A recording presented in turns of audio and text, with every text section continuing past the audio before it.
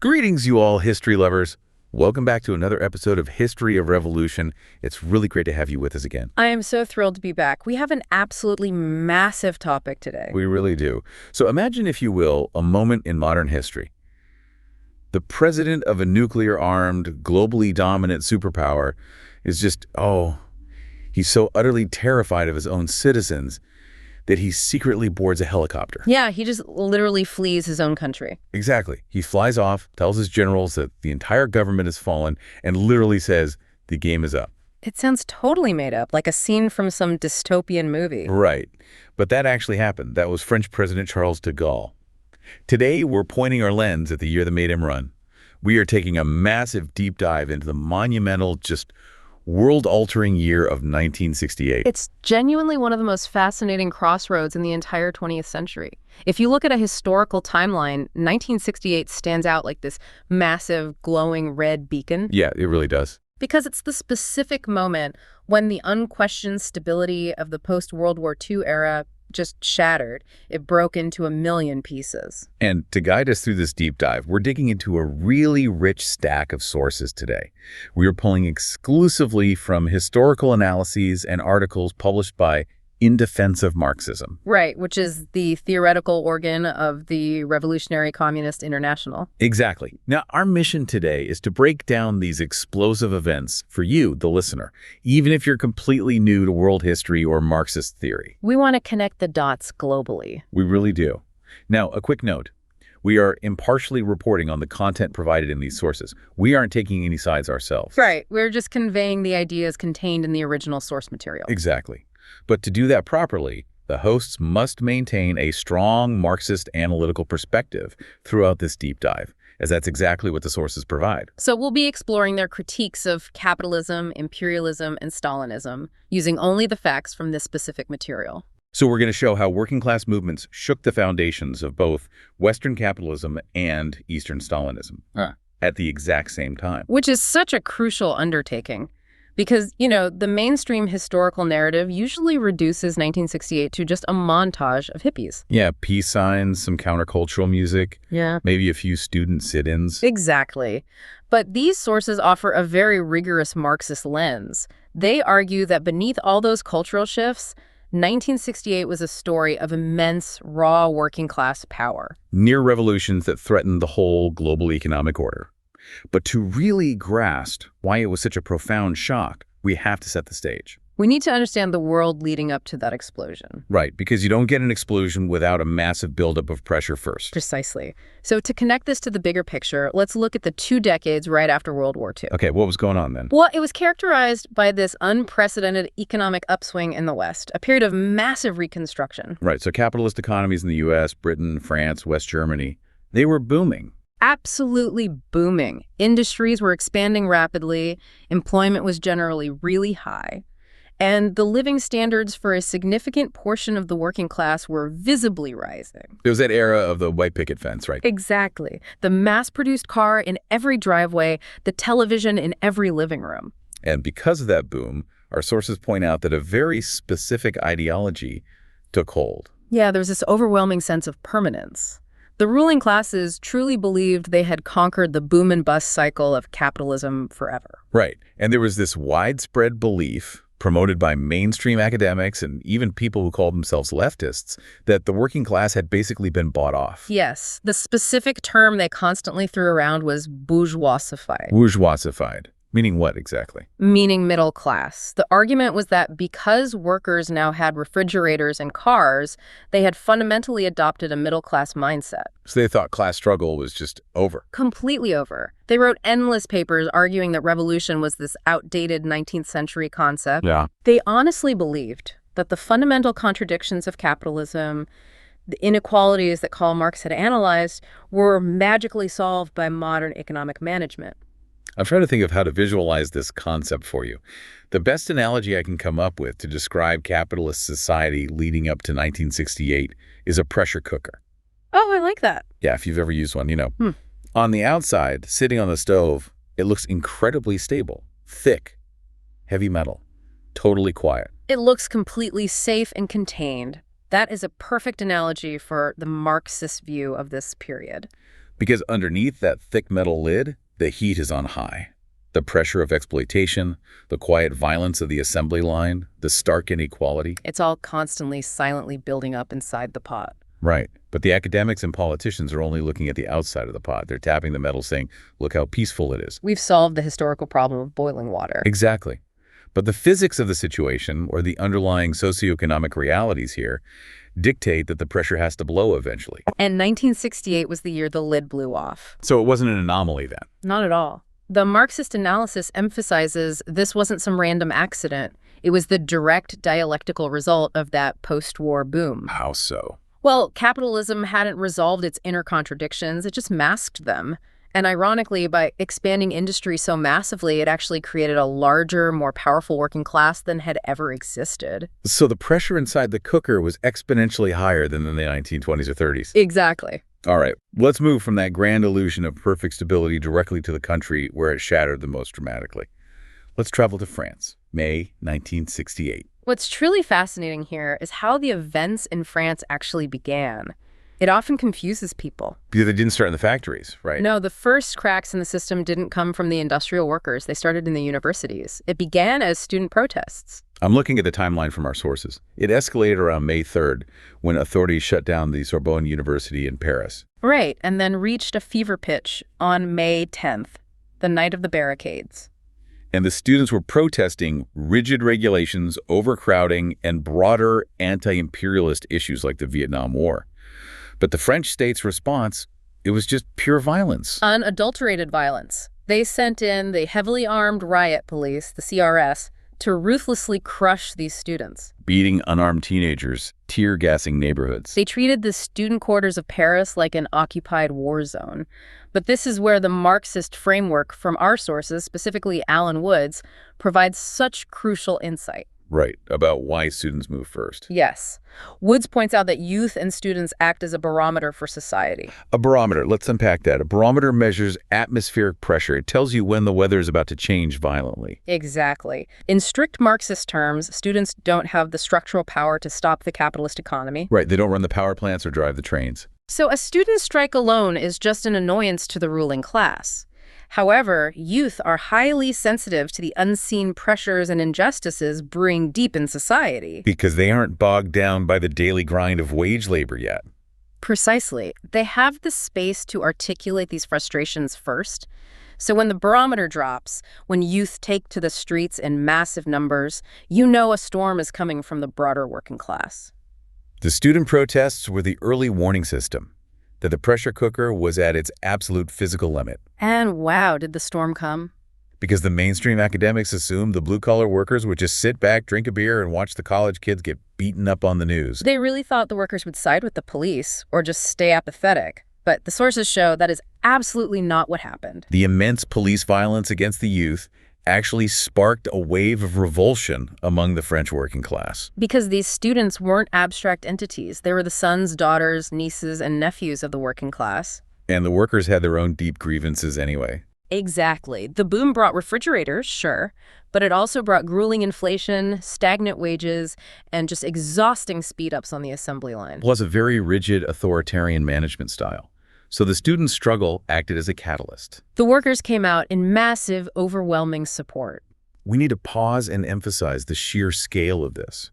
It didn't stay a solidarity protest. It rapidly escalated into a nationwide general strike. And not just a normal strike. Our sources emphasize this involved over 10 million workers. 10 million. At that time, this was the greatest revolutionary general strike in human history. To put that in perspective for you, a general strike of 10 million means the entire fabric of society completely stops functioning. The capitalist system is paralyzed. The trains do not run. Massive auto factories like Renault go silent and are occupied by the workers. No fuel is delivered, schools close, airports shut down. The entire power grid and telecommunications networks are entirely at the mercy of the workers who operate them. Alan Woods wrote a retrospective in 2008 about this, and he said, it seemed to drop like a thunderbolt from a clear blue sky. Because everyone thought capitalism had figured it out, France was a modern, advanced capitalist superpower. And suddenly, overnight, the system is frozen. The pressure cooker blew the lid clean through the ceiling. Which brings us to a really incredible historical dynamic in this deep dive, a central concept in Marxist theory. Right, because when 10 million workers lock the factory gates and physically occupy their workplaces, the official government practically ceases to be the real power. Power, in a very literal physical sense, was in the hands of the French workers. Which brings us back to my opening story. President Charles de Gaulle, this towering military general, was so terrified of the mobilized working class that he fled to Germany in a panic. He genuinely believed a socialist revolution was inevitable. So the state apparatus is suspended in midair. Yes, and this creates a highly volatile situation that our sources refer to as dual power. Dual power. There's a leaflet in our stack from May 1968 by the Marxist Tendency from the Militant Journal that discusses this. Let's break down dual power for someone hearing it for the first time. Yeah, what does that actually look like on the ground? Think of a society that suddenly has two competing steering wheels and two different drivers trying to grab them. Okay, two steering wheels. On one side, you have the official capitalist government, the parliament, the president, but they are completely paralyzed. Their laws are basically being ignored. Right. Their riot police are exhausted or actively pushed back. They issue orders, but the orders transmit through empty air. Because the workers simply refuse to execute those orders, the transmission belt of state power is broken. Exactly. And on the other side, you have the actual day-to-day power, the workers. They've occupied the logistical hubs. And they are organically forming strike committees, right? Yes, to make the actual decisions about how society runs, how food is distributed, how emergency services are maintained. So the workers have the real power, but they haven't taken the final step to officially overthrow the government. Exactly. So you have two powers existing side by side, locked in this tense standoff. And the fundamental rule of dual power is that it is inherently unstable. It can't last forever. One side has to win out and crush the other. Right. Okay, this is where I really need to push back.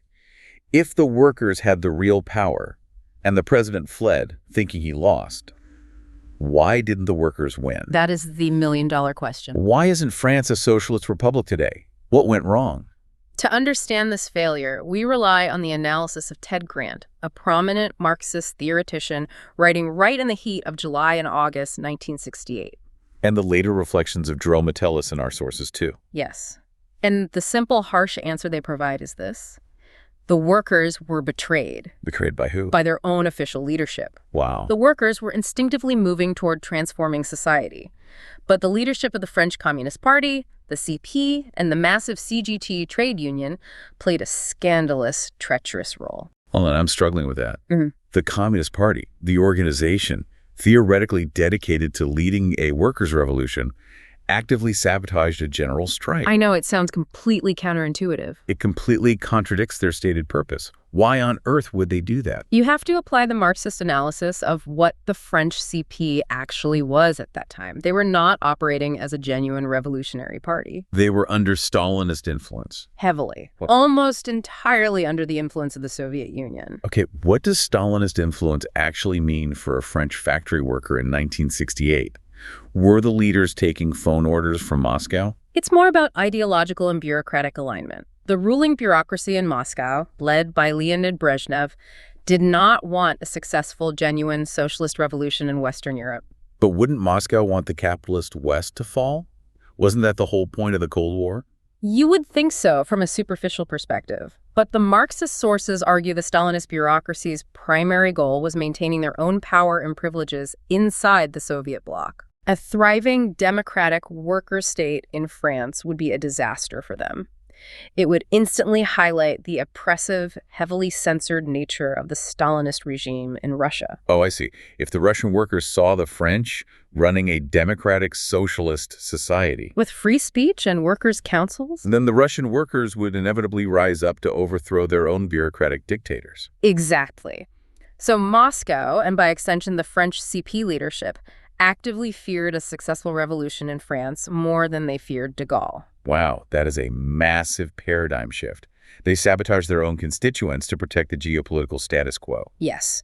Ted Grant's summer 1968 analysis exposes how the CP leaders implemented policies of absolute deceit. They acted as a massive relief valve for the pressure cooker. They desperately wanted to let the steam out safely. They went to the government and negotiated the Grinnell agreements. Which offered some wage increases, but left the capitalist system completely intact. Right. And then they went back to the workers and said, look, we got you a pay raise. The strike is over. But surely the workers knew they had the power to get more than just a pay raise.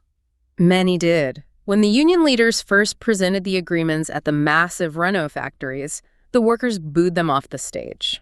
Because inflation would just eat up those wage gains anyway. Right. But the CP leadership relentlessly ground the movement down. They isolated the factories. They terrified the middle classes with warnings of civil war. They effectively took the steering wheel of the country and handed it right back to Charles de Gaulle, giving him the breathing room to recover, dissolve the parliament, and call snap elections under a climate of fear. Hey, listener, do you have any other idea or question about this? Please write in comments so we can see and try to answer. It's just such a complex, heartbreaking moment to analyze. It really is. And our sources point out we can't just blame the CP. Ted Grant meticulously notes that sectarian mistakes by smaller revolutionary left groups didn't help. Right, because if the main party was betraying them, those radical groups should have stepped up to lead. In theory, yes. But in practice, Grant argues they were woefully unprepared.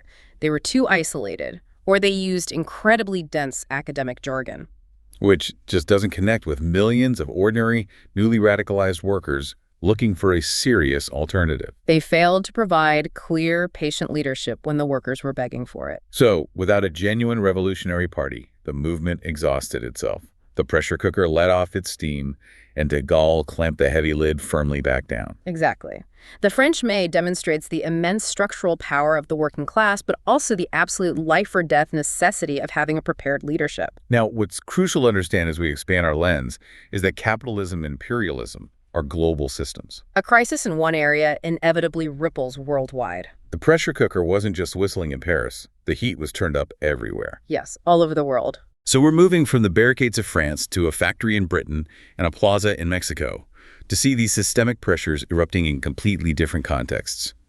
By the way, if you liked and interested in the topics in the video so far, please don't forget to like, share, and comment. Also, we'd be appreciated if you subscribe to the channel to be informed about new episodes. It's also really important for us to continue this series. Connecting these global dots is absolutely vital to the mission of our deep dive. The sources emphasize that the post-war stability was fracturing everywhere. Let's look at Britain. June of 1968, literally just weeks after France peaked. There's a brilliant piece in our sources by Natasha Sorrell about the women at the Dagenham Ford factory. A massive automotive plant. The women there, specifically the machinists sewing the seat covers, launched a strike that became a turning point in the fight for equality. It's a textbook historical example of the intersection of class struggle and the fight against specific social oppressions. Right. And applying the Marxist lens here, as Sorrell does, we see capitalism doesn't just exploit all workers uniformly. It actively relies on creating a divided labor force. It relies on the super exploitation of certain demographics, in this case women, to maximize profits. Let's break down super exploitation. The company, Ford, had basically reclassified the women's sewing work from skilled to unskilled. Or semi-skilled, yeah. And they did this specifically to justify paying them significantly less than the male workers. Even though sewing seat covers required intense precision and training. But how exactly does this structural division benefit the capitalist? It's a fundamental mechanism of extracting surplus value. If the capitalist can convince society and the male workers that women's work is inherently worth less, they can pay those women poverty wages, vastly increasing the profit made on each car. Exactly. But the insidious part is that this division also hurts the male workers, even if they don't realize it at first. Because it creates a lower tier of hyper-exploited labor, which puts a downward pressure on all wages. Right. They can say to the men, don't ask for a raise, or we'll just give your job to this cheaper pool of labor. Divide and conquer. The oldest trick in the book. And what's profound about Natasha Sorrell's analysis is how she highlights these women weren't just fighting a single enemy. They were fighting a grueling multi-front war. They had to fight the bosses at Ford, first of all. Then they had to fight their own complacent official union leaders who were mostly men and just wanted to maintain the cozy status quo. They didn't want to rock the boat over so-called women's issues. And tragically, the women even had to fight against the initial prejudice of some of their fellow male workers on the factory floor. Because capitalism had so effectively pitted the workers against each other. The bosses win when the male workers look down on the female workers, instead of seeing them as essential class allies. But the Dagenham women stood up anyway. And the core Marxist lesson here is, they brought the production of a multinational corporation to a grinding halt. Because without those seat covers, you cannot finish a car and you cannot sell a car. They demonstrated that even a relatively small group of marginalized, super-exploited workers holds immense structural power in the capitalist production chain. Their strikes shatter the complacency of the British labor movement and lay the groundwork for the Equal Pay Act. It's incredibly inspiring to see that mechanical power wielded effectively. But while workers in Dagenham fought for equality across the Atlantic, the capitalist state was showing how far it would go to protect its interests. Which brings us to a really dark but theoretically vital chapter of 1968. We have a profound analysis in our stack from Ubaldo Oropeza regarding the Mexican student movement. October 2, 1968, the Tlatelolco massacre in Mexico City. The context here is crucial. This occurred just days before the 1968 Summer Olympics in Mexico City. The entire world's media was arriving. Billions of dollars were on the line. It was supposed to be a massive global PR event for the Mexican government to show international investors and the U.S.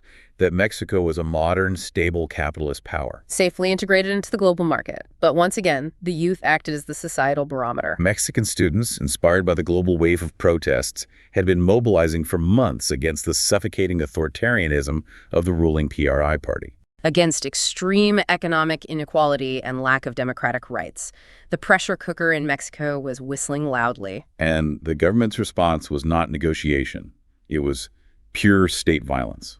On October 2nd, thousands of students and civilians, including families, held a peaceful meeting in the Plaza de las Tres Culturas. And the Mexican army, along with plainclothes paramilitary forces, completely surrounded the plaza. They literally mowed down the protesters. They opened heavy machine gun fire on an unarmed crowd from the surrounding rooftops and the ground. The official death toll was heavily suppressed, but historical consensus places the number of murdered in the hundreds, with thousands more arrested and tortured. From the Marxist perspective presented by Oropeza, this horrifying event illustrates the core nature of capitalism. It violently strips away the democratic facade. If you ask a beginner what the state actually is, they might think of schools or hospitals. But the foundational Marxist answer is that the core of the state is ultimately armed bodies of men. The military, the riot police, intelligence agencies, prisons. And their primary function is to defend the property, power, and stability of the ruling class.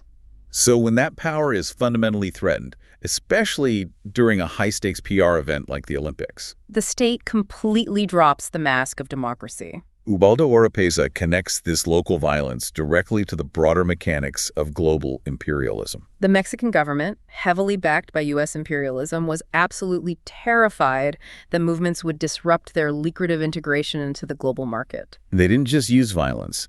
They used a monopoly on violence to utterly crush the movement and send a bloody warning to the working class. It shows the absolute chilling brutality the capitalist system will unleash when the pressure cooker threatens to blow. So we've seen the struggle against Western capitalism in France, against super-exploitation in Britain, and the brutal reality of the capitalist state in Mexico. But this raises a really crucial question for you, the listener. It trips up a lot of people studying this era. Right. If 1968 was a global rebellion against capitalism, why were there massive rebellions in the supposedly communist Eastern Bloc? This is perhaps one of the most misunderstood and distorted aspects of 1968. Because if you read a standard Western history book, the narrative is simple. The people in the East hated communism, so they rebelled to get Western capitalism back. But our sources, specifically the writings of Alan Woods and Ben Gliniecki, argue vehemently that this mainstream narrative is completely false. They argue it's a total fabrication by bourgeois historians to score points in the Cold War. To understand the streets of Prague, we have to understand what those societies actually were. The specific Marxist term used in our sources is deformed worker states. Let's unpack deformed workers' states slowly because it's a very specific theoretical term. Let's break it into two parts. Let's start with the worker state part. What does that mean in practical reality? Our sources argue they were worker states because the fundamental economic base had been radically transformed. The capitalist class had been completely expropriated. There were no private billionaires owning the steel mills or the banking system. Right. The economy was entirely nationalized and centrally planned. And the Marxist analysis points out that This planned economy actually achieved massive historical steps forward, In heavy industrialization, public health care, and mass education. completely transforming backward agrarian societies in a matter of decades. So the economic base was no longer capitalist, the profit motive was removed. Exactly. But, and this is the crucial defining deformed part, these states were completely, utterly devoid of genuine workers' democracy. Socialism, as originally envisioned by Marx and Lenin, absolutely requires the active democratic participation of the working class. In planning the economy and running the state apparatus, it requires total freedom of debate, political association, independent trade unions. And the power of workers to recall any elected official instantly. But none of that was happening in the Eastern Bloc. None of it.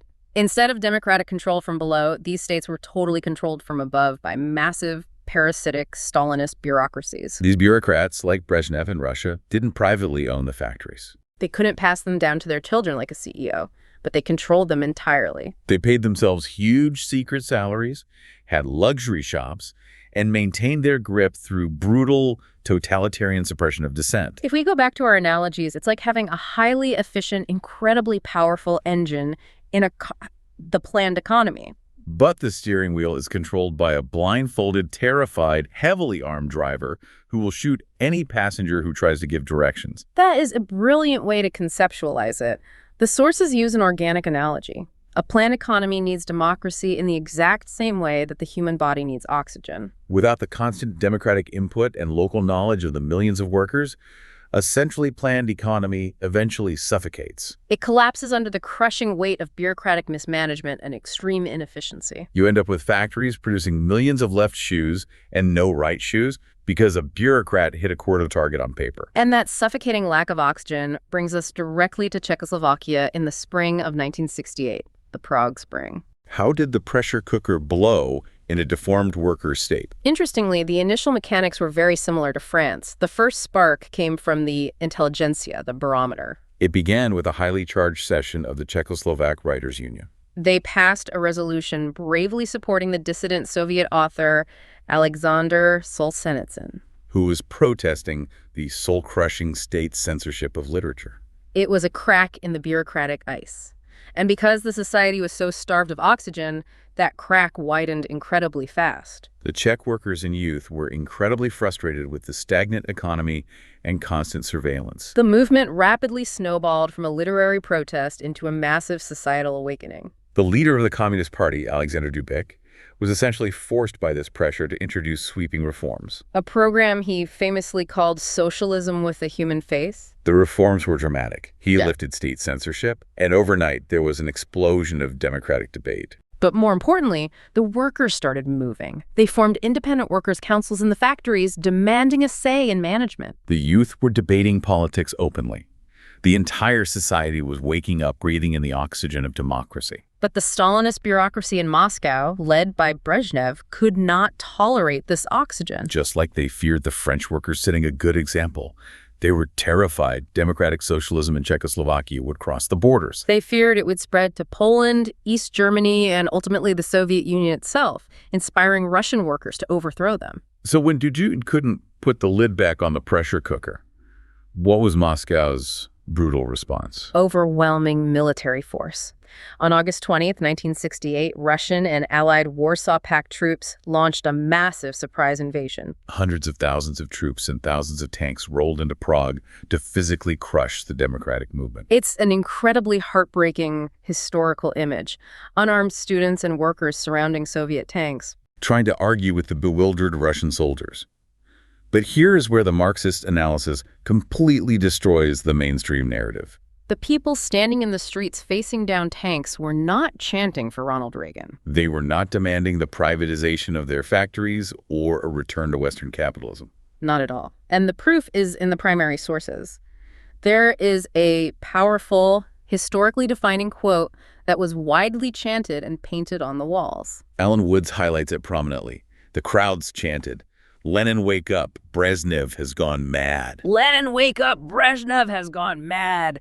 What an incredible slogan. Let's analyze the mechanics of that. What does that specific choice of words prove about the Prague Spring? It proves unequivocally that the Prague Spring was not a counter-revolutionary movement for capitalist restoration. It was a movement with the immense potential to develop into a genuine socialist political revolution. Exactly. Wait, clarify that distinction for the listener. A political revolution as opposed to a social revolution. What's the theoretical difference? It's vital. A social revolution fundamentally changes the economic base of a society, like moving from capitalism to a nationalized socialist economy. But the Czech workers in 1968 didn't want to change the economic base.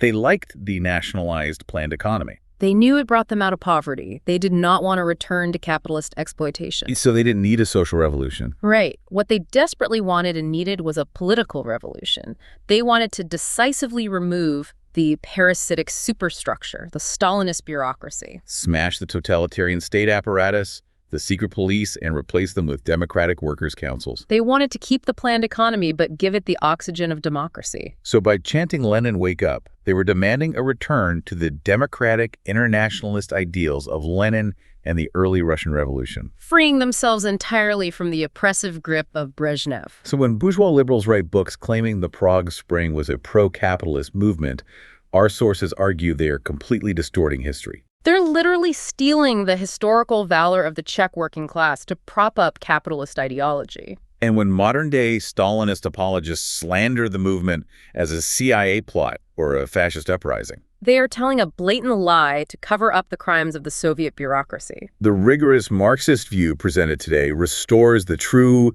revolutionary socialist dignity to the workers and youth who fought those tanks. It really is amazing how much clarity you get when you look at the mechanics of what the people on the ground were actually doing and demanding.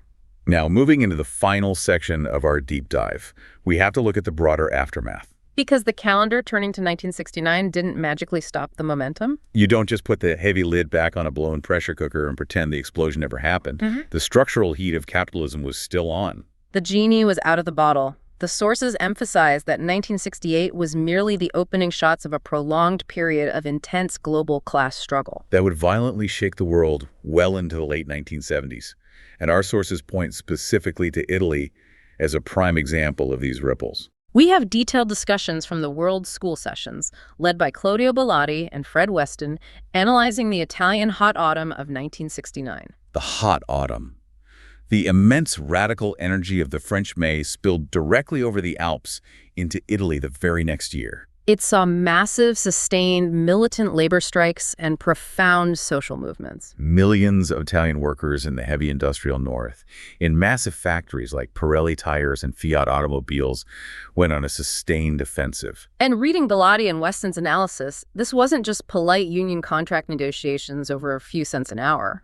The Italian workers were absorbing the lessons of France. They were demanding fundamental changes to power dynamics on the factory floor itself. Challenging the dictatorial authority of management, they formed radical internal committees, much like the dual power structures in France. And briefly, to connect the final global dots, our sources summarize other massive struggles happening concurrently. Massive demonstrations and university occupations against the imperialist Vietnam War in the US, Britain, and globally. Exposing the violent core of the military-industrial complex. You have the civil rights movement taking off in Northern Ireland, fighting systemic discrimination. Which ultimately opened the tragic period of armed conflict against British imperialism known as the Troubles. In Pakistan, a mighty revolution was beginning, challenging a brutal military dictatorship backed by Western powers. And even within the Eastern Bloc, protest movements began shaking the Stalinist regimes in Poland and Yugoslavia shortly after. It was a truly global, interconnected awakening of class consciousness. So synthesizing all the core takeaways from this massive stack of sources, what is the ultimate unifying Marxist lesson of 1968? I think, above all else, the Marxist analysis completely demolished a lie. It irrevocably demolished the lie that the working class is powerless. It shattered the arrogant myth that workers under modern capitalism are too comfortable or too bourgeoisified to ever fight for a socialist world. 1968 proved that underneath the shiny surface of capitalist stability, the molecular process of revolution is constantly working. The anger, the alienation, the structural pressures of exploitation build silently until they reach a critical mass. And then the historical pressure cooker explodes. And this isn't just historical trivia. Our sources make a pointed argument about the direct relevance to today. Yes. Global capitalism today is once again mired in a deep systemic crisis. The post-war boom is long gone. We're living through an era of extreme wealth inequality, environmental destruction driven by profit, and constant economic instability. The pressure cooker is whistling loudly again. The sources argue revolutionary situations are actively being prepared by the crisis-ridden nature of capitalism itself. Therefore, studying the mechanics of 1968 is an absolute necessary preparation for the turbulent events of our future. It teaches us the paralyzing power of the general strike, the stark danger of state violence, and the absolute necessity of having a prepared, resolute Marxist leadership that will not betray the movement when dual power arrives. Which brings me to a final, incredibly provocative thought I want to leave you, the listener, with today. As you go about your week, think about this specific mechanic of history.